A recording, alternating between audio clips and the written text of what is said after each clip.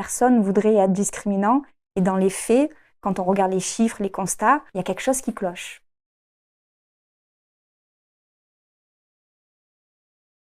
Alors là, on est en train de passer quand même devant un chantier de voirie, hein, le TP, tout ça. Il n'y a pas une femme. Pas une. Hein. Mon papa travaille sur ce chantier. Ralentissez, merci. À quand les panneaux? Ma maman travaille sur ce chantier?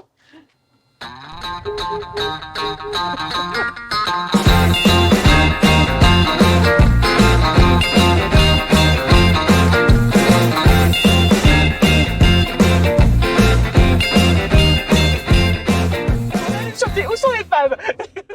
Pourquoi vous n'avez pas de femmes sur votre chantier? Expliquez-moi. Alors, pourquoi? Effectivement, en France, il n'existe pas de métier réservé aux hommes ni de métier réservé aux femmes, et pourtant, on est seulement à 17% de métiers mixtes. Camille, on parle d'un métier mixte quand il y a une parité 60-40 hommes-femmes. Ça, c'est Sandrine. La petite histoire. Moi, je suis un ancien maçon qui est reconverti en maître d'œuvre. Je voulais être sur les chantiers et je voulais être maçon comme papa. Voilà, c'est ça. Bon, après, je l'ai été, moi, mais pas longtemps et sur le tard parce que, à l'inverse de ton père, le mien, il voulait pas. Ça, c'est moi, Camille. J'ai le même syndrome que Sandrine. J'aime bien les projets un peu fous, sûrement parce que je suis un peu trop optimiste. Alors, je t'appelle parce que donc tu connais Sandrine, donc tu nous as déjà rencontrés et en fait, on a un projet. On aimerait faire un chantier avec que des femmes. Donc ça, c'est un projet. Du coup, on recherche des femmes. Alors du coup, vu qu'on te connaît, bah, je t'appelle. Déjà, savoir si c'est un projet qui pourrait t'intéresser. Oh, bah oui. Hein? Ça te plairait? Bon. Tu vois, les personnes sont assez ok hein, pour le faire quand même. Hein. Bon, là, on n'en a plus qu'une. Vous vous en doutez, ça a été un peu plus compliqué que prévu. Oui, bonjour monsieur, je suis Sandrine. Je me permets de vous appeler parce que je suis à la recherche de femmes dans le bâtiment. Est-ce que vous en connaissez une, femme plombier? Est-ce qu'éventuellement vous avez une, deux, voire plusieurs femmes? Non, ok. Bon. Où sont les femmes Ouais, avec leurs peines et leurs truelles? 44 coups de fil ce matin, 0 rendez-vous. Bah, potentiellement, on pourrait avoir Kelly, mais elle doit nous revenir vers nous. Et après, bah, ça a rappelé la semaine prochaine, quoi. Ok, bon bah écoute, on verra. Hein.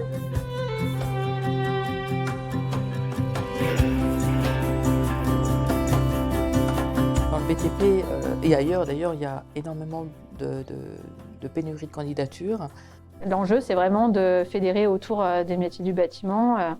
Il manque 150 000 personnes dans le BTP et il y a moins de 2% de femmes sur les chantiers. Voilà. Donc, si on veut les rencontrer, c'est now or never.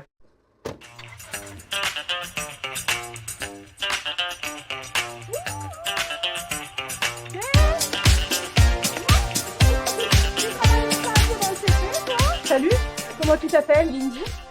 Et quel âge t'as? 23 ans. 23 ans. Salut, comment tu t'appelles? Lorette, Quel est ton métier? plombière. Du coup, 30 ans, c'est pas ta première activité professionnelle? Non. Moi, Tu sais quoi, j'ai fait des études de communication, marketing et j'ai été moi expat pendant 5 ans au Danemark à Copenhague. Et je suis rentrée cet été pour faire un gros virage, très gros virage, et revenir et me former à la plomberie. En fait, en cherchant, j'ai 2 amies aussi qui étaient inscrites à Pôle emploi à ce moment-là, qui m'ont envoyé, toutes les deux, elles se connaissent même pas, qui m'ont envoyé un mail me parlant de cette formation. Donc j'ai contacté Romain directement en lui demandant ce que c'était, que ça m'intéressait beaucoup. Et on s'est bien entendu. Et du coup, j'ai choisi cette formation parce que j'avais vraiment envie de soutenir aussi le projet de Romain. Tu dis que tu as rencontré Romain, mais qui est Romain? Romain, première. Au-delà de leur parcours, nous avons découvert bon nombre de freins à l'intégration des femmes dans le BTP. Alors, la bonne nouvelle, c'est que les interrogations et les résistances sont toujours les mêmes. C'est tellement compliqué de faire pipi pour une femme. Et je pense que sur toutes les conductrices, c'est la chose que peut-être les constructeurs de camions vont devoir peut-être un jour envisager, c'est d'avoir un WC dans la cabine. Imaginez que le bâtiment aujourd'hui, c'est un secteur qui a grandi depuis plusieurs décennies avec uniquement des hommes. Donc, on n'a pas construit ces structures-là, à savoir 2 vestiaires, 2 toilettes, des aspects très pratiques. Souvent, c'est la problématique aussi. Oui, mais on n'a pas de sanitaire dédié aux femmes. Et comment on peut faire? En fait, ça ne coûte pas plus cher. Il faut juste le penser avant. Direction le terrain. Ça peut paraître un peu anodin et un peu léger comme frein, mais c'était important d'en parler parce que ça revenait toujours dans nos conversations. Et en termes de difficultés, que qu'elles soient physiques ou humaines, physiques. Pourquoi est-ce qu'il n'y a pas de femmes dans le bâtiment? On pense très souvent au fait qu'il y a un frein physique énorme et c'est la raison pour laquelle les femmes ne vont pas dans le bâtiment. Moi, j'ai tout fait, les corps de métier toute seule pendant 6 ans. La plomberie, le carrelage, trimballer les sacs de colle. Bon, ben voilà, hein. Tu t'y mets, tu prends du muscle. Il y a peut-être des questions de gabarit, mais dire aujourd'hui il y a un frein physique pour les femmes, le frein physique il est pareil pour les hommes. En réalité, c'est plus une question de gabarit et d'exercice physique que véritablement d'un frein lié au genre. Donc, les contraintes pratico-pratiques, il suffit de les prévoir. Et ce n'est pas vraiment lié à un problème de force physique.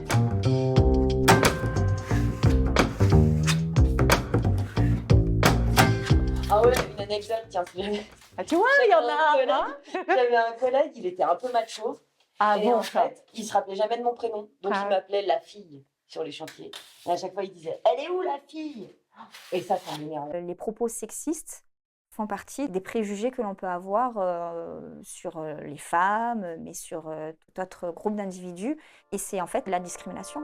Une fois qu'on a la combinaison, le casque, ça pourrait être homme ou femme, l'applicateur, on ne sait pas trop. Parce que très souvent, les clients ne s'attendent pas du tout à ce que ça soit une femme qui vienne aérogommer chez eux, ou même en atelier. Hein. Déjà, tout simplement, quand je les ai au téléphone, souvent j'ai la question « Et le monsieur qui va venir, c'est qui ?» Non, c'est pas un monsieur, c'est moi. Une des raisons majeures au fait qu'il n'y ait que 17% des métiers qui soient mixtes aujourd'hui, c'est lié à une question de représentation. C'est-à-dire qu'on pense que, donc on a une croyance vis-à-vis des métiers qui sont genrés. Pas question de pointer du doigt ou de dire c'est bien ou c'est mal, mais juste de prendre conscience que c'est nos mécanismes psy qui sont à l'œuvre. Et c'est au même titre que quand on prend toujours la même route, on est en mode automatique quand on roule. Et le risque, on dit que là, c'est là où il y a le plus grand taux d'accidents. C'est la même chose des stéréotypes de genre en fait.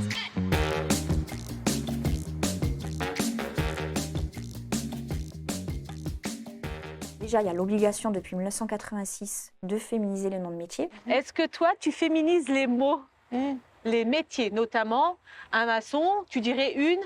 Quels sont les outils pour mettre en œuvre l'égalité professionnelle? La féminisation des noms de métiers en fait partie. Une maçon. Une maçon. Je suis pas sûre. C'est vrai que j'ai tendance à dire que je suis canalisatrice. Oui. Ah, tu le dis quand même. Ouais. De temps en temps. Mais maçonne, je trouve que ça sonne pas bien. Je sais pas. Moi, au fond de moi, oui, non. Plombière, ça sonne bien. En fait, avant, ça existait. Et quand ils ont simplifié la langue française en disant le masculin l'emporte sur le féminin, il y avait les mêmes critiques qu'on reçoit aujourd'hui. C'est-à-dire c'est moche. Et maçonne était totalement, ça faisait comme poétesse, philosophesse, professeuse. C'était totalement inclus en fait. Ça faisait partie de la langue française. Quand tu étais en troisième, on t'a posé la question sur ton orientation. Ouais. Tu avais répondu « je veux être plombière ». Est-ce que tu penses que ça aurait été bien accepté ou au contraire, on t'aurait dissuadé? Non, ce serait pas bien passé, et ma mère non plus.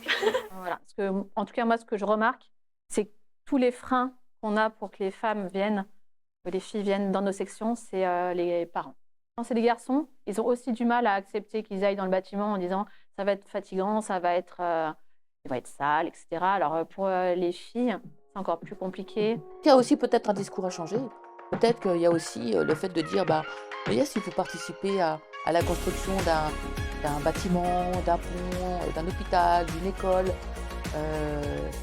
Quel que soit le métier que vous allez effectuer, eh bien, vous allez laisser quelque chose. Alors, est-ce que c'est pas important pour vous? De ma génération, on nous poussait à rester à l'école, aller en fac, à faire des licences, mais on n'écoute pas nos envies profondes. C'est pas mal de vouloir faire des métiers de main, de manœuvre et tout ça, c'est même bien, il faut les encourager, on en a besoin. C'est plutôt simple de trouver du boulot et en plus, il y a plein de centres de formation. Alors, on entend par là CFA, MFR, c'est professionnel. Et puis, il y a aussi d'autres façons de te former, en fait. Il y a aussi des formations interentreprises et des formations qui sont rémunérées, orchestrées par les agences de travail temporaire également. C'est vrai qu'il y a des formations qui sont courtes, donc ça ne nécessite pas de retourner à l'école pendant des mois. Une petite formation d'une semaine, de 2 semaines, d'un ou 2 mois peut générer des postes de manière pérenne. Il faut oser pour franchir le pas. Je pense pas qu'on ait encore besoin de dire « Hé, vous pouvez le faire ». Mais peut-être juste le dire vous pouvez le faire en étant vous-même. Ne jouez pas un rôle de quelqu'un d'autre, ne jouez pas le rôle d'un homme. Après, j'ai espoir que la nouvelle génération n'aura pas de ces clichés. Et venez comme vous êtes, quoi. Ne vous travestissez pas pour faire ce que vous aimez. Et moi, je pense que c'est aujourd'hui ce message-là qui a besoin de passer. Je m'appelle Romain, j'ai 27 ans et aujourd'hui je suis le fondateur de l'école ZA, qui est une école inclusive dans le bâtiment. Donc l'école ZA, c'est une école inclusive dans le bâtiment qui forme des personnes en reconversion pro au métier manuel du bâtiment en ciblant prioritairement les femmes. Laetitia, présente. Qu'est-ce qui fait que tu aimes? Parce que c'est un travail manuel auquel il n'y a pas beaucoup de femmes. Le fait d'être une des premières femmes, on va dire, c'est... T'as envie de prouver, ouais, exactement, de prouver que... Qu'est-ce qui peut pousser les femmes à aller dans un monde qui est plus masculin? Je dirais qu'avant tout, c'est le fait de s'engager, de vouloir être pionnière.